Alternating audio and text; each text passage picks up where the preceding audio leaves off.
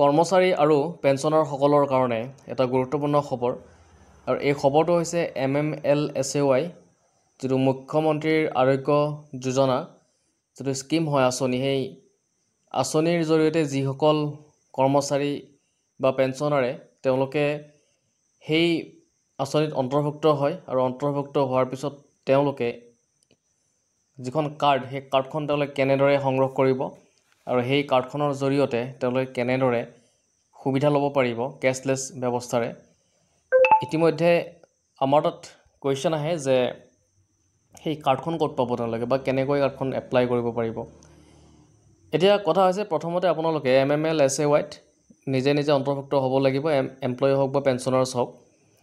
আৰু তেওঁলোকে কিছুমান ৰিকুৱাৰ্ড ডিটেইলছ থাকিব সেই ডিটেইলছখিনি দিব লাগিব দিয়াৰ পিছত তেওঁলোকে ৱেবছাইটত গৈ তেওঁলোকে ৰেজিষ্টাৰ হ'ব পাৰিব আৰু সেই কৰিকে তেওঁলোকক কিছুমান বস্তু লাগিব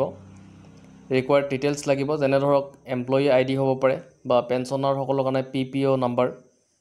date of birth Aadhaar number mobile number যেনে ধৰক আধাৰখন লিংক থকা মোবাইল নাম্বাৰটো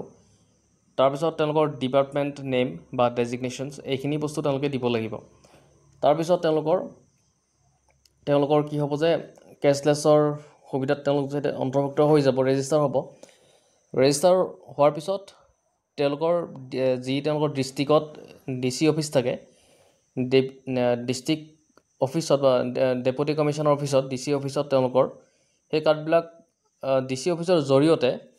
তেওঁলোকৰ সংশ্লিষ্ট যি DDO থাকিব তেওঁলোকৰ ডিপাৰ্টমেণ্টৰ যি ড্ৰয়িং এণ্ড ডিছপাৰ্চিং অফিচাৰ থাকিব তেখেতলৈকে আহিব আৰু তেখেতলৈকে অহাৰ পিছত আপোনালোকে তেখেতৰ পৰা সেই হেল্থ কাৰ্ডখিনি আপোনালোকে সংগ্ৰহ কৰিব পাৰিব আৰু এই কাৰ্ডখন হোৱাৰ লগে লগে আপোনালোকৰ যিখিনি চিকিৎসাৰ সুবিধা সেইখিনি কেছলেছৰ সুবিধাখিনি আপোনালোকে ল'ব পাৰিব তো এইটো এটা প্ৰচিডিউৰ হয় আৰু এনেকুৱা ধৰণে কথাখিনি হয় যিখিনি কাৰ্ড বা তেনেকুৱা ধৰণৰ যিখিনি আঁচনি সংলগ্ন কথা থাকে চ' এইখিনি আছিলে আজিৰ ভিডিঅ'ত যদি ভিডিঅ'টো ভাল লাগিছে লাইক শ্বেয়াৰ ছাবস্ক্ৰাইব এটা কৰি দিব